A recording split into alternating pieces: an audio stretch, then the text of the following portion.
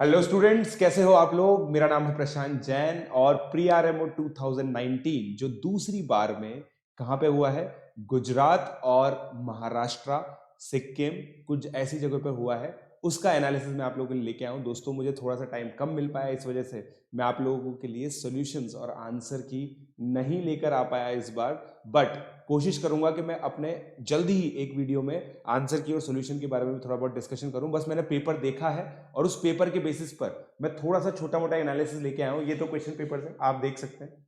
पहले जो 6 क्वेश्चन थे जो 2 नंबर के होते हैं वो आप अपनी स्क्रीन पे देख सकते हैं। यहाँ पे मैंने इसलिए लिए क्वेश्चन ताकि कोई भी बच्चा अगर अटेम्प्ट करना चाहे तो वो कर सकता है। तो पहले 6 क्वेश्चन का एनालिसिस दोस्तों मैं कर रहा हूं आप लोगों के लिए। तो पहला जो क्वेश्चन था वो नंबर थ्योरी का था, ग्रेटेस्ट इंटीजर का था, 2 मार्क्स का था, डिफिकल्टी लेवल 3। ग्रेटेस्ट इंटीजर बच्चों बच्चों को थोड़ा सा डिफिकल्ट लगता है, इसलिए मैंने इसको डिफिकल्टी में 3 टैग किया है। फिर सेकंड क्वेश्चन बहुत रूटीन प्रॉब्लम थी, बहुत बच्चे इसको कर सकते हैं, मगर इसमें कैलकुलेशन इंटेंसिव होता है। ये क्वेश्चन एलजेब्रा का क्वेश्चन था। एलजेब्रा के अंदर थियोरी ऑफ इक्वेशन का क्वेश्चन था, 2 मार्क्स का था, डिफिकल्टी 2। 3 मतलब डिफिकल्ट, 2 मतलब मीडियम, 1 मतलब easy. Question number third integers का था और देख सकते हैं नंबर थ्योरी स्क्वायर्स, 2 मार्क का था, 2 डिफिकल्टी थी इसकी, जैसा कि आप लोग देख रहे हैं। क्वेश्चन नंबर 4 सीक्वेंसेस से रिलेटेड था, बट अगेन नंबर थ्योरी में डिविजिबिलिटी रूल का था, 2 मार्क का था, 2 डिफिकल्टी, मतलब मीडियम क्वेश्चन था। क्वेश्चन नंबर 5 डिविजिबिलिटी का था, अगेन जैसा आप लोग अपनी स्क्रीन पे देख सकते हैं, let n be the smallest positive integer such that n plus 2n plus 3n। ये रूटीन प्रॉब्लम है, बट अगेन रूटीन किन बच्चों के लिए, जो नंबर थ्योरी के अच्छे क्वेश्चंस करते हैं। पेपर इस बार वाला टफ था दोस्तों, पिछले जो 11 अगस्त को पेपर हुआ उससे भी टफ था और पिछले साल के पेपर से भी मेरे हिसाब से टफ था। नॉन रूटीन प्रॉब्लम बहुत ज्यादा आई, जिस वजह से बच्चे अटक सकते हैं। ठीक है, तो ये चीज है दोस्तों। और क्वेश्चन नंबर 6 ज्योमेट्री का था, जैसा कि आप लोग देख रहे हैं। क्वेश्चन नंबर सर्कम सर्कल से रिलेटेड था, जैसा मैंने आपको बताया सर्कम सर्कल से रिलेटेड एक क्वेश्चन आता ही आता है। 2 मार्क्स का था, 2 इसकी डिफिकल्टी लेवल थी। फिर क्वेश्चन नंबर 7 की अगर मैं बात करूं, ये एक बच्चे का स्कैंड पेपर है जिसने मुझे भेजा है। क्वेश्चन नंबर 7 नंबर थ्योरी का था, सम ऑफ डिजिट्स, 3 नंबर का, 3 का क्वेश्चन था ये, 3 नंबर का, और 2 डिफिकल्टी, 2 मीडियम डिफिकल्टी का क्वेश्चन था, रूटीन प्रॉब्लम थी रिलेटिवली। 8वां क्वेश्चन एलजेब्रा का था दोस्तों, आइडेंटिटीज का, 3 नंबर का था। 6 से लेकर 15 तक के सारे क्वेश्चन 3 नंबर के होते हैं।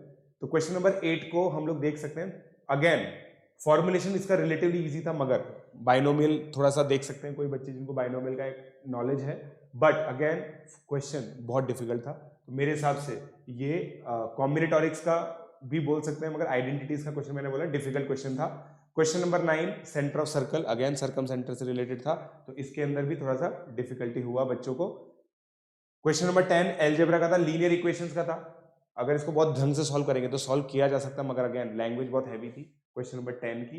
ठीक है, क्वेश्चन नंबर 11 इजी था मेरे हिसाब से, और उसको मैंने इजी टैग किया है, a to the power b into b to the power a plus a to the power p plus b to the power a is equal to 5329। Difficulty level दोस्तों मेरे हिसाब से आसान था इस क्वेश्चन का, तो ये रिलेटिवली आसान क्वेश्चन है, 3 नंबर का इजी क्वेश्चन है। फिर हम लोग क्वेश्चन नंबर 12 की बात करते हैं। क्वेश्चन नंबर 12 कॉम्बिनेटोरिक्स का था। इस बार कॉम्बिनेटोरिक्स का वेटेज बहुत कम था, मतलब थोड़ा सा नॉन रूटीन प्रॉब्लम इन्होंने रखा, इस वजह से कॉम्बिनेटोरिक्स का जो वेटेज होता है उसको बहुत कम कर दिया। परम्यूटेशन कॉम्बिनेशन का क्वेश्चन था, 3 नंबर का था, 3 डिफिकल्टी था, बट पेपर क्वेश्चन डिफिकल्ट था। क्वेश्चन नंबर 13 की अगर मैं बात करूं तो नंबर थ्योरी का था। अगेन आप देखिए नंबर थ्योरी के कितने सारे question, number theory number theory number theory number theory, इस बार नंबर थ्योरी। और नंबर थ्योरी जब भी जाता आता है पेपर टफ होता है, क्योंकि नंबर थ्योरी में हिट एंड ट्रायल इन्वॉल्व होता है और बच्चों को सोचना उसमें बहुत ज्यादा पड़ता है। तो नंबर थ्योरी का क्वेश्चन था दोस्तों ये। ठीक है, बट मैंने यहाँ पे एलजेब्रा में पावर्स में टैग किया क्योंकि इसमें एलजेब्रा भी लगती है, तो एलजेब्रा ऑफ नंबर सिस्टम हम लोग कह सकते हैं। मैंने इसको एलजेब्रा में इसलिए टैग किया क्योंकि नंबर थ्योरी बहुत ज्यादा हो रही थी। ये भी डिफिकल्ट क्वेश्चन है।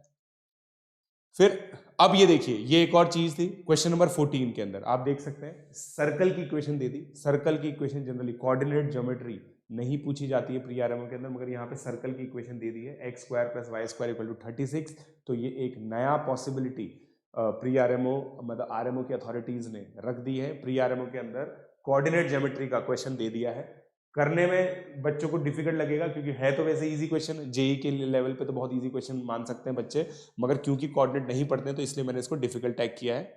फिर क्वेश्चन नंबर 15 बेस सिस्टम का है। बेस सिस्टम में नेगेटिव बेस जनरली बच्चे नहीं पढ़ते हैं, नेगेटिव बेस का क्वेश्चन है, तो इसलिए मेरे हिसाब से ये क्वेश्चन भी थोड़ा सा टफ पड़ेगा बच्चों को। ठीक है, क्वेश्चन नंबर 16 प्राइम नंबर का है। प्राइम नंबर के अंदर ये क्वेश्चन थोड़ा सा रिलेटिवली इजी रखा है मैंने, आप देख सकते हैं क्वेश्चन नंबर 16 का मैंने रिलेटिवली मीडियम क्वेश्चन है, प्राइम नंबर्स का था, बट क्योंकि इसमें प्राइम नंबर लेस देन 20 तक ही दे रखा है बस, तो लेस देन 20 होने की वजह से इसको करना बच्चों के लिए इजी रहेगा, इजी रहा जो मेरा बच्चों से बात हुआ। क्वेश्चन नंबर 17 आइडेंटिटीज का था। ठीक है, क्वेश्चन नंबर 17 पे चलते हैं हम लोग। आइडेंटिटीज का था, 17 से लेकर 21 तक थोड़े से इजी क्वेश्चन थे। ठीक है, 17 क्वेश्चन आइडेंटिटीज का था। इस पे एक आइडेंटिटी होती है 2b square C square plus 2c square A square plus 2a square B square minus a to the power 4 minus b to the power 4 minus c to the power 4। उसके multiplication में ये b plus C minus A, C plus A minus B, A plus B minus C and a plus B plus C सब आता है। तो इस वजह से ऐसा था कि ये थोड़ा सा स्ट्रेट फॉरवर्ड क्वेश्चन था, बट बहुत मैक्सिमम बच्चों ने ये आइडेंटिटी नहीं पढ़ी होती, इसलिए क्वेश्चन नंबर 17 को वैसे तो मैंने इजी टैग किया क्योंकि 3 नंबर में एफर्ट मार के किया जा सकता है। फिर क्वेश्चन नंबर 18 बहुत आसान था। What is the smallest prime number p such that p cube plus 4p square plus 4p is exactly 30 positive divisors.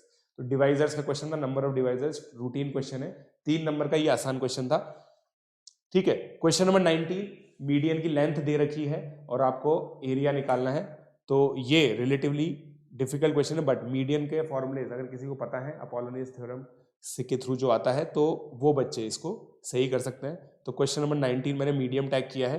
Question number 20, how many 4 digit numbers A B C D are there such that A less than B less than C less than D and B minus A less than C minus B less than D minus C. ठीक है, इसको कॉम्बिनेटोरिक्स का बोल सकते हैं, और ये question थोड़ा सा मैंने टफ टैग किया है इसको क्योंकि इसके अंदर सोचना पड़ेगा, मगर लेंदी नहीं जाएगा ये क्वेश्चन, बस थॉट प्रोसेस के अंदर थोड़ी सी ज्यादा है। जनरली इस तरह के जो ऑर्डरिंग वाले क्वेश्चन होते हैं, इनइक्वालिटी जिसमें इन्वॉल्व होती है, तो बच्चों को टफ लगते हैं, इसलिए मैंने इसको टफ टैग किया है।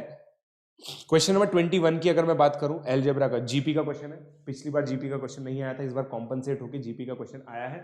जीपी का क्वेश्चन था बट इसको ओमिट करा दिया गया, मतलब प्री आरएमओ की अथॉरिटीज क्वेश्चन पेपर के वक्त आई और उन्होंने बोला क्वेश्चन नंबर 21 को आप छोड़ दो, क्वेश्चन नंबर 21 ओमिट करना था। इसका मतलब क्वेश्चन नंबर 21 बोनस होगा, जैसे क्वेश्चन नंबर 20 बोनस था 11 अगस्त वाले अटेम्प्ट में, इस बार क्वेश्चन नंबर 21 बोनस होगा। ठीक है, फिर क्वेश्चन नंबर 22 से लेकर क्वेश्चन नंबर 30 तक 5 नंबर के होते हैं। क्वेश्चन नंबर 22 ट्राइंगल ज्योमेट्री का था दोस्तों, मीडियम क्वेश्चन था, क्वाड्रिलेटरल का था, पैरेललोग्राम का, मेरे हिसाब से मीडियम क्वेश्चन था। क्वेश्चन नंबर 23 पॉलिनोमियल्स का था, मगर बहुत टफ क्वेश्चन था, मतलब बहुत इसका फॉर्मुलेशन बहुत अजीब सा था। Let T be the area of regular pentagon with each side equal to 1, let px equal to 0 be the polynomial equation with least degree having integer coefficient satisfied by x equal to t and the GCD of all coefficients equal to 1.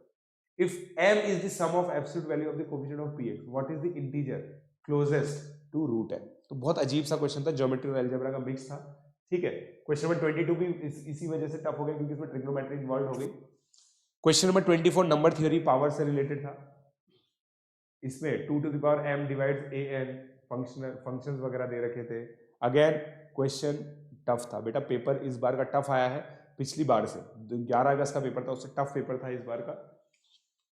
Question number 25 triangle geometry का question था, 25 से 29 सारे geometry के question थे और 3 difficult थे, 2 easy थे। अब देखिए इसके अंदर एक और चीज जो मैं आपको बताना चाहता हूँ, क्वेश्चन नंबर 26 तो चलो ठीक है, मतलब इसमें angle of incidence equal to angle of refraction, जो लाइंस एंड एंगल्स के अंदर स्टैंडर्ड क्वेश्चन होते हैं, वो भी क्वेश्चन नंबर 26 आया, तो काफी राहत के साथ मिल सकती है इस वाले क्वेश्चन के अंदर, इसको मैंने मीडियम टैग किया है। अब ये देखिए पहला ऐसा मैंने फिगर देखा जहां पे, मतलब पहला ऐसा क्वेश्चन देखा जिसमें प्री आरएम अथॉरिटीज ने फिगर दिया है, यहाँ पे फिगर दिया, कोन बना के दिया है, कोन के अंदर मतलब स्लांट हाइट वगैरह, तो बेसिकली 3D ज्योमेट्री के अंदर भी इस बार गए हैं प्री आरएम के अथॉरिटीज वाले क्वेश्चन बनाने के लिए। पेपर ये वाला डिफिकल्ट था जैसा मैंने आपको बताया। क्वेश्चन नंबर 28 की अगर मैं बात करूं तो इसमें देखिए साइन 10.174 दे रखा है, ये क्वेश्चन इजी था साइन रूल का। क्वेश्चन नंबर 28 को मैंने मीडियम टैग किया है। क्वेश्चन नंबर 29 की अगर मैं बात करूं, ये भी ज्योमेट्री का क्वेश्चन था, ये थोड़ा सा टफ था। क्वेश्चन नंबर 30 ये काफी टफ क्वेश्चन था, सिंगल इंटीजर का क्वेश्चन, ग्रेटेस्ट इंटीजर का क्वेश्चन जनरली टफ ही होता है। एक और चीज मैं दोस्तों आपको बताना चाहता हूँ, क्वेश्चन नंबर 21 तो बोनस था, उसके अलावा ये देखिए क्वेश्चन नंबर 23 में साइन 18 की वैल्यू √5 - 1/2 दे रखी है। √5 - 1/2, ये वैल्यू गलत है। √5 - 1/4 होती है, तो इसमें क्या होगा वो देखना पड़ेगा, मगर मेरे हिसाब से ये क्वेश्चन भी इनको बोनस करना चाहिए इसी वजह से। तो अब देखते हैं, क्योंकि देखिए बहुत जल्दबाजी में पेपर बना तो इसलिए थोड़ा तो गलती होगी सही, क्योंकि लास्ट मोमेंट पे गुजरात, महाराष्ट्र, सिक्किम, कर्नाटका की कुछ सिटीज और जम्मू कश्मीर में पेपर कैंसिल हुआ था बारिश की वजह से, मौसम की वजह से। ठीक है, तो अब मैं अगर कट ऑफ्स की बात करूं दोस्तों, मैं आंसर की सॉरी आप लोगों के लिए नहीं लेके आ पाया। कट ऑफ्स की मैं बात करूं दोस्तों, तो मेरे हिसाब से कट ऑफ या तो इक्वल रहेगा, थोड़ा सा घटेगा। क्यों? क्योंकि पेपर इस बार टफ आया है। बढ़ने का रीजन बस ये होता है, एक तो कि कंपटीशन बढ़ता है हर साल। तो महाराष्ट्र एंड गोवा का 13 कट ऑफ था 13, तो मेरे हिसाब से 11 से 14 तक ये कट ऑफ रहने की उम्मीद है, और मैं ये अज्यूम कर रहा हूं कि बोनस क्वेश्चन हट जाएगा। अगर मैं गुजरात की बात करूं, गुजरात, दमन, दीव, दादरा एंड नागर हवेली, ये एक रीजन होता है। इसकी जो कट ऑफ थी 11 थी, 8 to 11 क्लास की। ये जो कट ऑफ है ये 10 या 8 से 10 के बीच में जाएगी। झारखंड का तो पहले हो चुका है पेपर। मुंबई में 11 कट ऑफ थी, तो बच्चों 11 कट ऑफ थी मुंबई में, क्योंकि पिछले साल से डिफिकल्ट पेपर मेरे हिसाब से है ये, तो इसमें मुंबई के अंदर कट ऑफ मेरे हिसाब से 10 नंबर तक जा सकती है, और 10 से 11 तक रहेगी।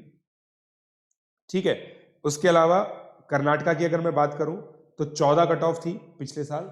इस बार कट ऑफ घट के मेरे हिसाब से 12 से 14 के करीब रह सकती है। ठीक है, तो ये मेरा महाराष्ट्र एंड गोवा मैंने बता ही दिया, गुजरात मैंने बता ही दिया। मेरा ये इवैल्यूएशन है दोस्तों। फर्स्ट कट है, again it may be wrong कि भाई जो मैंने वो किया, क्योंकि मैं बस रिव्यू कर पाया पेपर को, मैं सॉल्व नहीं कर पाया पेपर को। अगर मैं पेपर सॉल्व करता तो मैं आपको बिल्कुल एक्यूरेटली बता पाता, जैसे मैंने 11 अगस्त को बताया था।